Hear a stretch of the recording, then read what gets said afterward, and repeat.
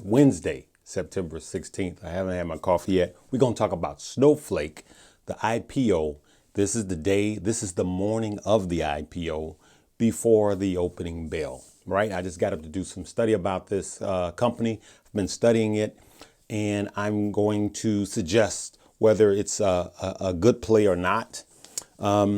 Everybody knows by now it is literally one of the biggest IPOs in history, if not the biggest. It's the deal is worth 2.9 billion, right? You had Salesforce and Warren Buffett's company, Berkshire Hathaway, that they have a stake in the company, right? And I'm going to play you a video from CNBC that explains how much. So what Snowflake is a cloud-based storage, right? So as we are using more of these gadgets and iPhones, iPads, or whatever you have, it doesn't have to be the I, but it could be anything. You don't have to drink the apple juice. It could be anything. Photos, videos. I have here in my studio, I have 14 gigs of 14 terabytes of hard drive. I'm sorry, I had my coffee.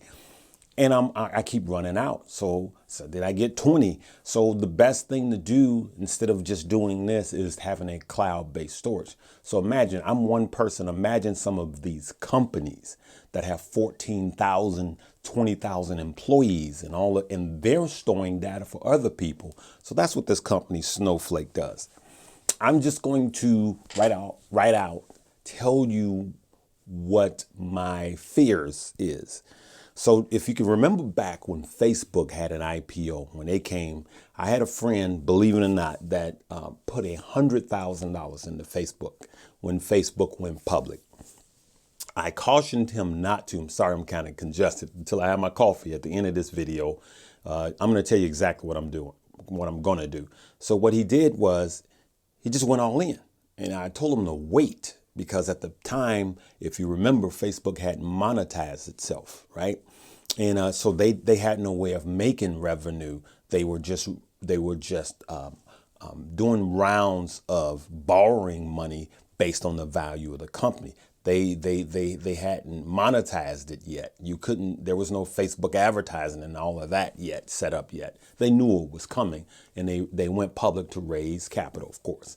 So this company, Snowflake, prior, they were talking about $75 to $85 price range on their IPO prior to yesterday, which I thought was a bit high for the IPO price, right?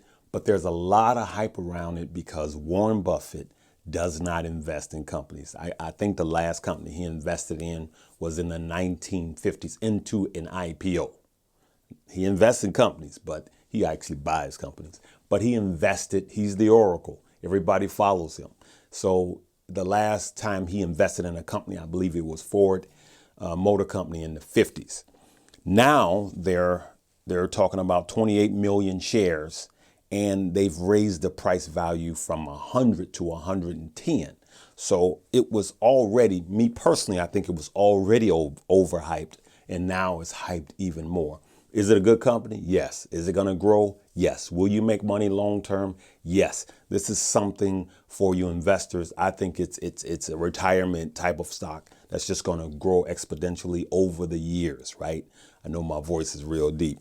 So what I'm going to do is I am going to play a short video from CNBC, right? And it's going to talk about what the stock is. The reason I'm doing this before the IPO, because I wanted to give you what I think before it IPOs. So I don't know what it's going to do. It might take off. It might run.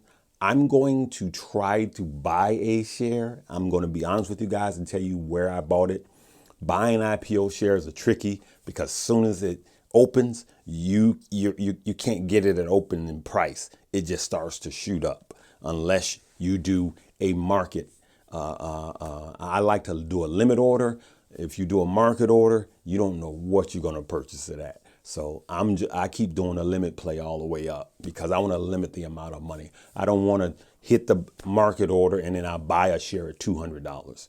So, or you just miss it. So I'm going to try to get one share just to show you guys. And if it dips down, you guys can learn from my mistakes.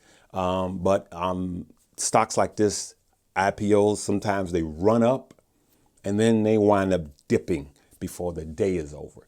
So I'm sorry that you guys won't see this before, but I think it's safer for me. I think about the community when I do these videos. So I think it's safer for me to talk to you guys after it IPOs. But I want to give you because people are going to be buying this stock for years to come. But I just want to give you an unbiased, my unbiased opinion on this stock.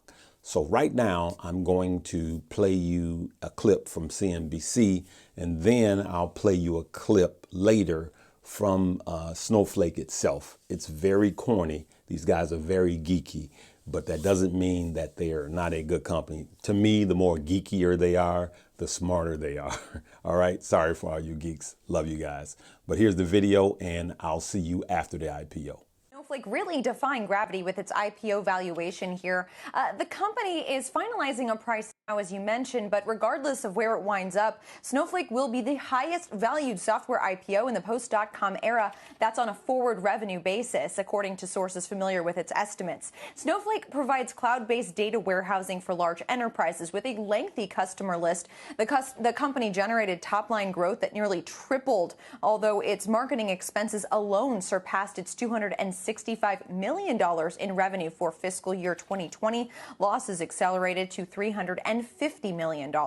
Regardless, Snowflake has captured investor demand, boosting its price range by 30% yesterday, and it's landed an unprecedented anchor investment by Berkshire Hathaway. That's to the tune of $700 million. Salesforce is also putting $250 million into this deal. And guys, it's rare to see such a vote of confidence going into an IPO, particularly with that Berkshire Hathaway investment.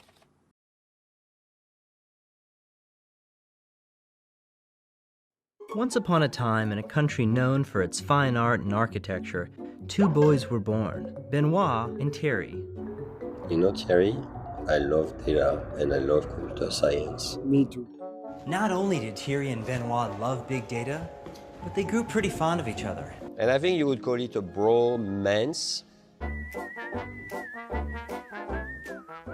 Benoit was given the opportunity by an early investor to re-architect a data warehouse in the cloud entirely from scratch. And I knew that there was no way I could build Snowflake on my own, so I needed Thierry because together we have an amazing idea and he's the most optimistic guy I know. They decided to quit their jobs, buy a printer, whiteboard, and start working out of Benoit's apartment in San Mateo. So basically, we propose a brand new architecture for the cloud. It is an architecture which is designed to support fault isolation, performance isolation, and elasticity of the cloud.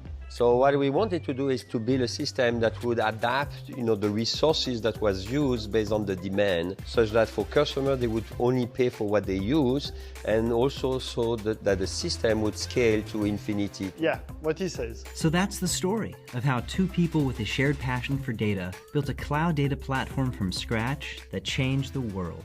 Or at least change how we store and analyze enormous amounts of data.